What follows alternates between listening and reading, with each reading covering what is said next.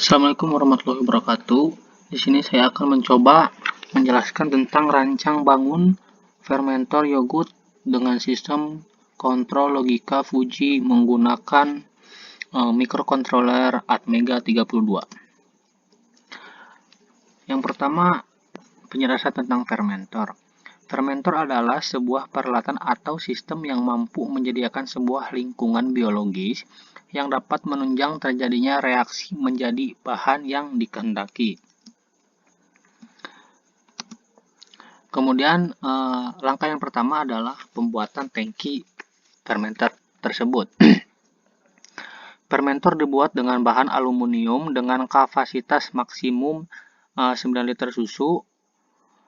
Sensor suhu yang digunakan untuk sistem kendali adalah LM35 waterproof, sedangkan aktuator yang digunakan berupa dua buah heater dengan masing-masing sekitar 150 watt.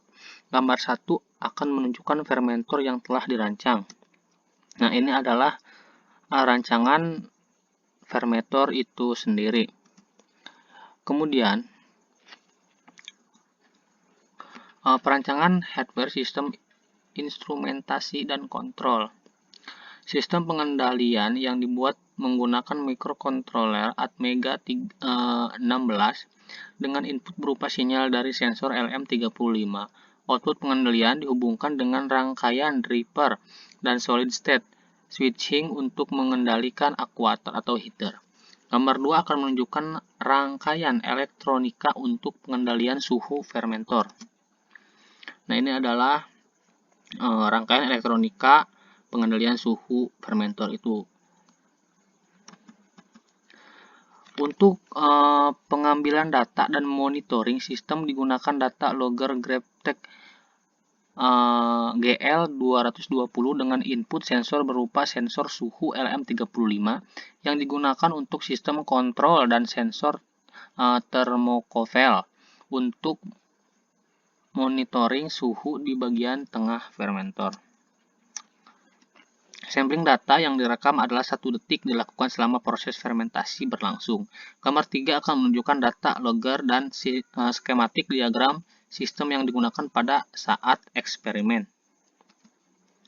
Nah, ini adalah data logger dan skematik diagram sistem yang digunakan pada saat eksperimen tersebut. Kemudian, target sistem pengendalian. Target sistem kendali yang dibuat adalah untuk menghasilkan profil suhu yang stabil dengan sekecil mungkin steady state error dan tanpa overshoot. Suhu optimum tertinggi untuk Streptococcus sp. Perancangan logika kontrol. Struktur sistem pengendalian. Struktur sistem pengendalian yang dipilih dalam penelitian ini adalah sistem FLC dengan menggunakan langsung direct. Struktur ini dipilih karena merupakan yang paling mudah untuk dipahami oleh operator. Ini seperti ini untuk strukturnya. Kemudian pendefinisian variabel input dan output FLC itu sendiri. Variabel input yang digunakan diukur dan dikendalikan dengan menggunakan sensor LM35 adalah suhu susu. Set point yang digunakan untuk pengendalian adalah 40 derajat Celcius. Variabel input yang digunakan dalam FLC adalah yang pertama error atau E, set point, kemudian trial rentang nilai error itu minus 10 dan plus 10. Kemudian yang kedua error atau DE sama dengan error atau T, error T min 1 rentang nilai error min 2 dan positif 2. Kemudian untuk memudahkan dipilih penskalaan untuk ketiga sinyal tersebut agar rentang nilainya menjadi minus 6 dan plus 6, sehingga untuk sinyal E dan dipilih faktor penskalaan 6 dan untuk nilai faktor penskalaan 1, sehingga tabel kuantitasinya adalah sebagai berikut. Ini menurut Kuswadi tahun 2007. Ini adalah tabelnya. Untuk dapat dituliskan codingnya dengan menggunakan CodeVision dan memprogram mikrokontroler, maka fungsi keanggotaan Fuji harus didefinisikan secara diskrit. Fungsi keanggotaan Fuji secara diskrit digambarkan dalam tabel 2 berikut ini. Nah, ini adalah fungsi keanggotaan Fuji secara diskrit.